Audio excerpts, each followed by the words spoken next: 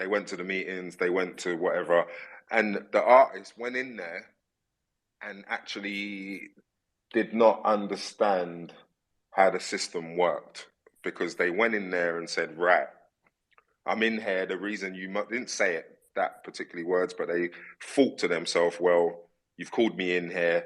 You're someone. You must want to give me money. It must be popping.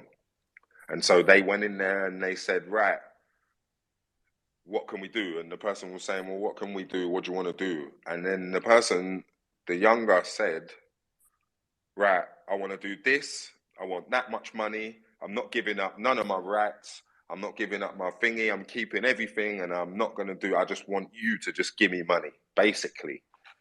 And then obviously they probably nodded and they probably had a orange juice and a can of Coke. And when the person left, the people in the system would have said, nah, we're not doing that because he wants to come in this system, but he's not giving nothing up.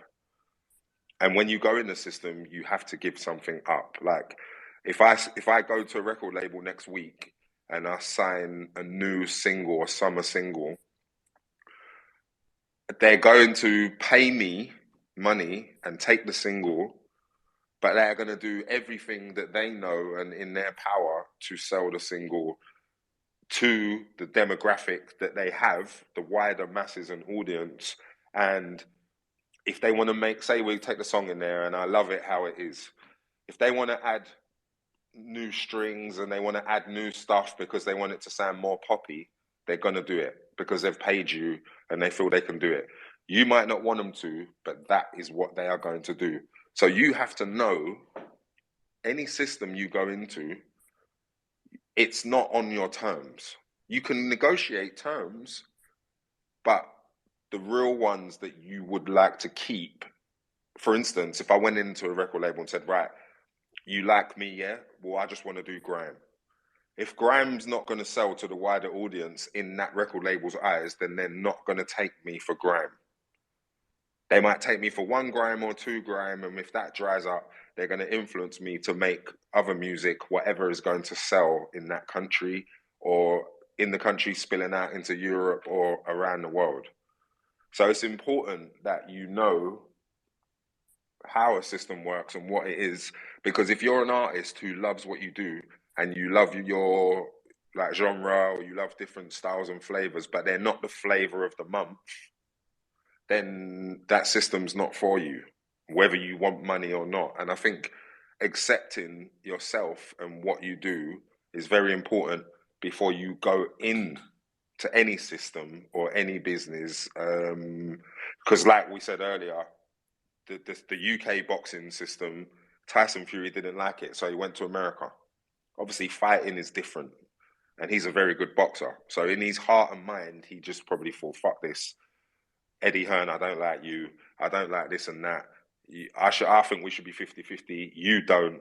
So I'm going to fuck off. And when I come back, I'll bet you any money we're 50-50 or I'm 60-40.